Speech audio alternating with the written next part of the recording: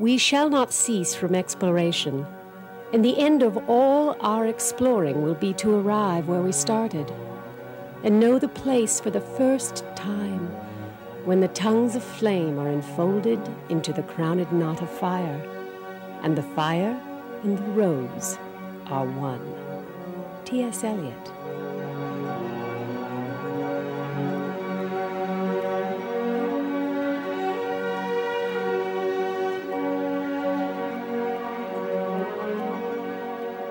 What do the Hopi Indians, Adolf Hitler, Tibetan monks, and Icelanders have in common?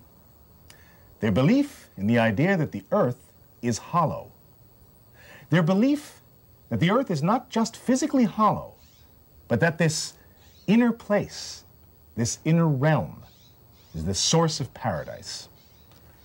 Scores of myths talk about it, in every country, in every culture. Is it true? We don't know. But join us as we begin our journey to discover the truth about the hollow Earth.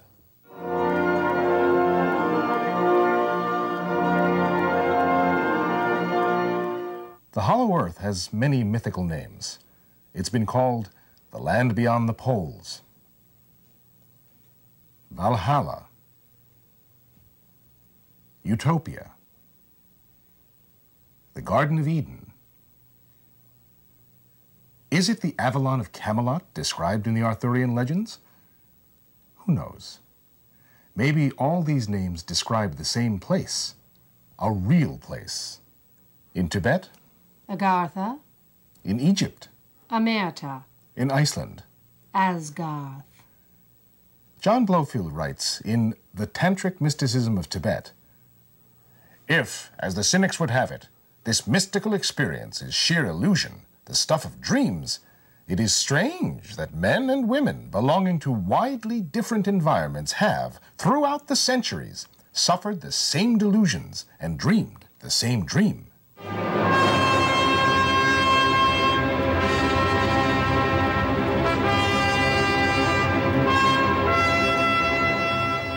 The hollow Earth. In many legends, it is described as paradise lost. Lost to the people here in the outer world. For some, it is a place where the great ancients live, the people who hold the wisdom of the universe. Some say it is a place of perpetual light, where the inhabitants of Atlantis reside. In Iceland, belief in the hollow Earth, or Ultima Thule, as a physical, mystical place is very common. In fact, most of the Icelandic folklore originates with this belief. To some Buddhists, it is a holy place, a place of great spiritual power. Other modern-day believers say the hollow Earth is not the source of great knowledge, but rather the source of the greatest government cover-up ever known. That the hollow Earth is actually connected to every major conspiracy theory in more ways than one.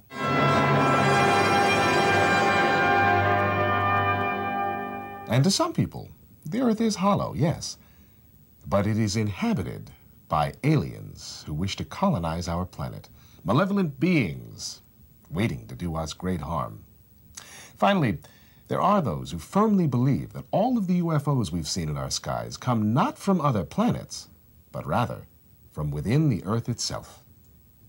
So many different believers, so many different beliefs, some inspirational, some quite terrifying. It's a paradox. And this paradox is what makes the journey to discover the hollow Earth such a fascinating study.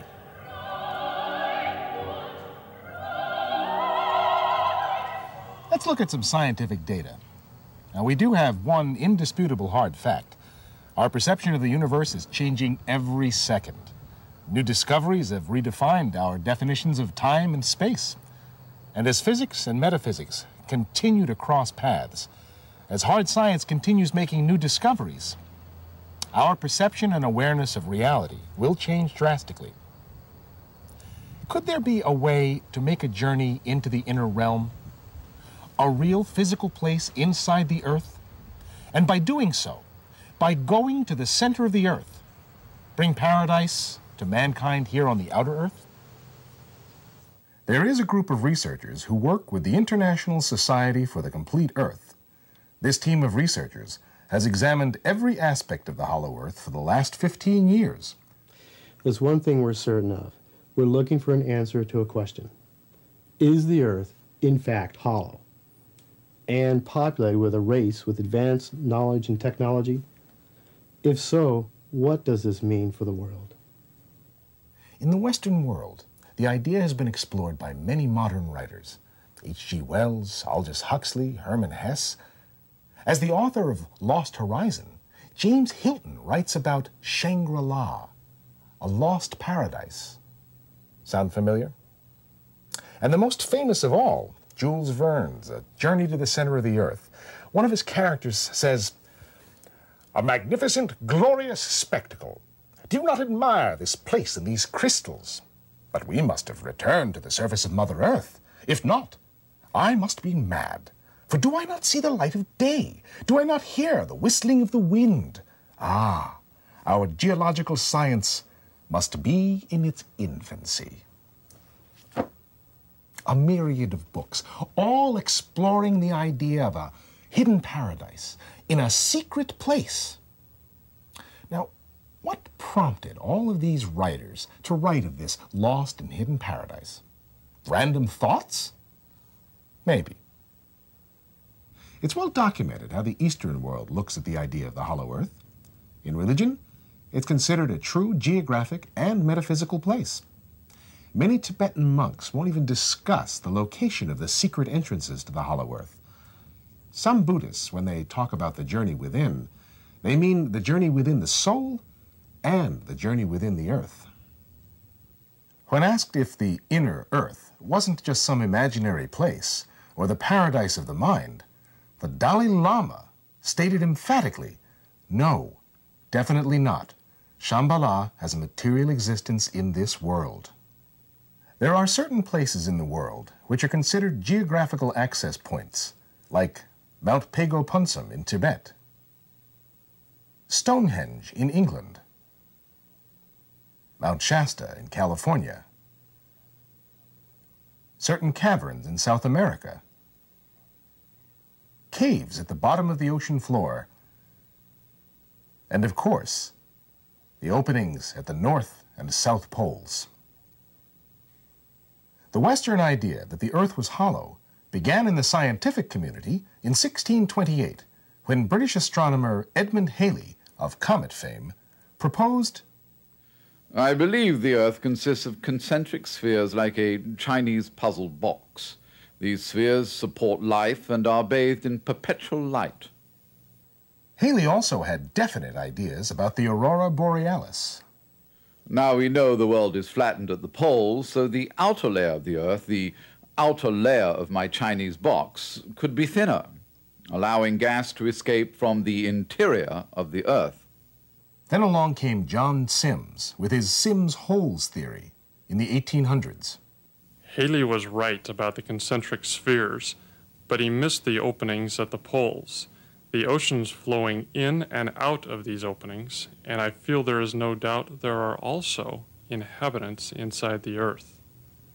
Sims' theory caused enough excitement to inspire Congress and the President of the United States, John Quincy Adams, to finance the Wilkes Sea Expedition.